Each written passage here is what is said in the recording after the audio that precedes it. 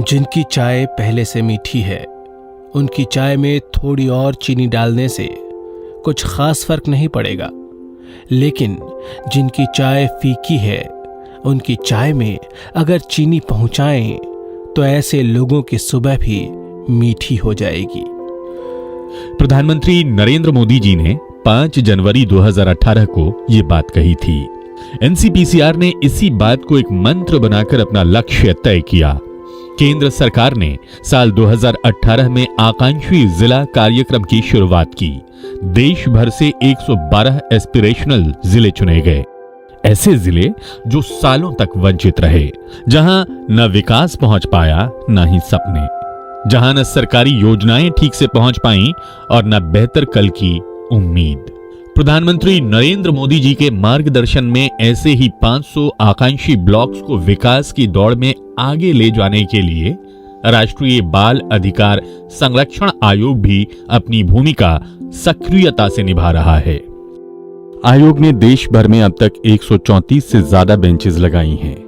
अकेले मध्य प्रदेश में 9 आकांक्षी जिलों और 19 आकांक्षी ब्लॉक्स में बेंच लगाकर एनसीपीसीआर ने लोगों की समस्या सुनी है और उनका समाधान निकाला है। भारत के प्रधानमंत्री श्री नरेंद्र मोदी जी ने देश के ऐसे विकासखंड जो प्रगति में कहीं पीछे रह गए हैं, 500 विकासखंडों को आकांक्षी विकासखंडों के रूप में निरूपित करते हुए उनको विकास की मुख्य धारा में लाने के लिए आकांक्षी ब्लॉक्स के लिए एक महाअभियान शुरू किया है। इसमें अपने कर्तव्य निर्वहन के निमित्त राष्ट्रीय बाल अधिकार संरक्षण आयोग इन सभी ब्लॉक्स में अपनी बेंच आयोजित कर रहा है। ये तस्वीरें हैं मध्य प्रदेश के आदिवासी बहुल आकांक्षी ब्लॉक्स की। ये वो लोग जो उम्मीदों का दामन थामे बेहतर भविष्य का ख्वाब संजोए एनसीपीसीआर यानी राष्ट्रीय बाल अधिकार संरक्षण आयोग की बेंच तक पहुंचे हैं। उम्मीद इतनी कि एक सरकारी शिक्षक स्कूल बनवाने की मांग लिए आकांक्षी ब्लॉक मंडला की बेंच में पहुंचे।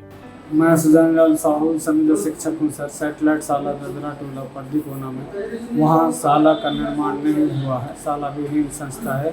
इससे आप से अनुरोध करता हूँ कि वहाँ का शाला का भवन का निर्माण जल्दी से जल्दी से करा दें। एक पल को आपके मन में ये सवाल आ सकता है कि एनसीपीसीआर तो बच्चों के अधिकारों के लिए काम करता है, फिर इन बेंचेस में बच्चों के अलावा विधवा, बुजुर्ग, शिक्षक, आंगनबाड़ी वर्कर्स और बाकी लोगों का जुटान आखिर किस लिए है? बात सीधी है, बच्चों के बेहतर भविष्य के लिए उनके परिवार की स्थिति बेहतर बनानी जरूरी है। जैसे कि ये इलाका जो है वो बच्चों की ट्रैफिकिंग के लिए भी वल्नरेबल है, बच्चों के दुर्व्यापार के लिए भी वल्नरेबल है। तो ऐसे परिवार जिनके बच्चे जोखिम की स्थितियों में हैं, उन परिवारों की मैपिंग करवा के उनकी जोखिम से बाहर निकालने के लिए जिन योजनाओं का लाभ दिया जा सकता है, ऐसी भारत सरकार की 49 योजनाओं के माध्यम से परिवारों को सशक्त करने का काम हम करते हैं।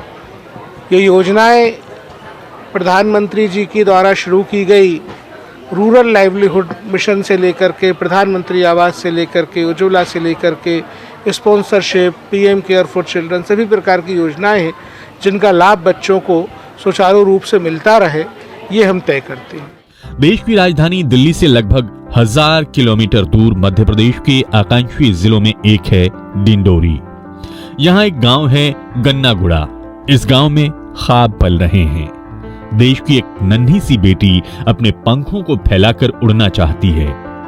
वो आईटी क्षेत्र में एक मुकाम पाना चाहती है, लेकिन परिस्थितियां अड़चन बनकर रास्ता रोके खड़ी हो गईं। और मेरी स्थिति ये है कि मेरी मम्मी है और मेरे पापा नहीं है, तो हमें थोड़ी हेल्प चाहिए, क्योंकि मेरे एक छोटा भाई है, एक बड़ा भाई है। बड़ा भाई हम लोग के साथ रहता है नहीं, छोटा भाई है, तो हम दोनों पढ़ाई कर रहे हैं।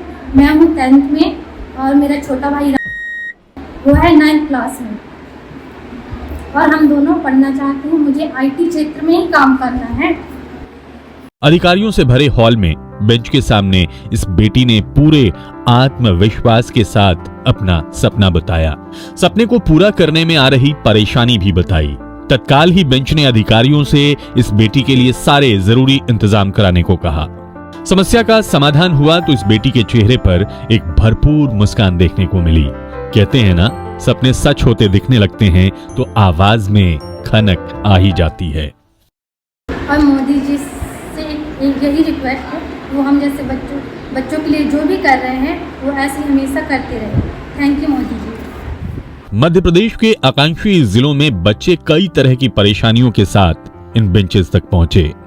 किसी की मां नहीं है, किसी के सर से पिता का साया छिन गया, किसी से किस्मत ने मां और पिता दोनों का प्यार छीन लिया। हालांकि कई बच्चे तो ऐसे भी मिले जिनके मां बाप जिंदा तो हैं पर साथ नहीं। ऐसी परिस्थितियों में ये पहचान कर पाना भी एक बड़ी चुनौती हो जाती है कि बच्चों को चाचा, बुआ, मौसी या बुजुर्ग दादा दादी के साथ रहने दिया जाए या उन्हें किसी अच्छे हॉस्टल में भेज दिया जाए। हालांकि अनाथालय और सही हॉस्टल का चुनाव भी अपने आप में एक और बड़ी चुनौती है। एनसीपीसीआर की बेंच दमोह में भी हुई। यहां ज्यादातर शिकायतें बच्चों में जन्मजात बीमारियों से जुड़ी हुई थीं। पता चला कि एक बड़ा कारण है अस्पताल की जगह घर में बच्चों की डिलीवरी। अनस्किल्ड लोग गलत तरीके से डिलीवरी कराते हैं। एनसीपीसीआर ने तत्काल सभी संबंधित अधिकारियों को इस दिशा में जरूरी कदम उठाने के निर्देश दिए ताकि भारत का भविष्य ये बच्चे कमजोर ना हो, काबिल हों। पंडित दीनदयाल उपाध्याय अंत्योदय के सबसे बड़े पैरोकार थे। उनके इस सपने को पूरा करने के लिए प्रधानमंत्री नरेंद्र मोदी जी पूरे संकल्प और सामर्थ्य के साथ काम कर रहे हैं। राष्ट्रीय बाल अधिकार संरक्षण आयोग भी देश भर के आकांक्षी ब्लॉक्स तक पहुंचकर जमीनी समस्याओं की पहचान कर रहा है और प्रियांक कानूनगो की अध्यक्षता में प्रधानमंत्री मोदी जी के सपने को साकार करने में सकारात्मक भूमिका निभा रहा है।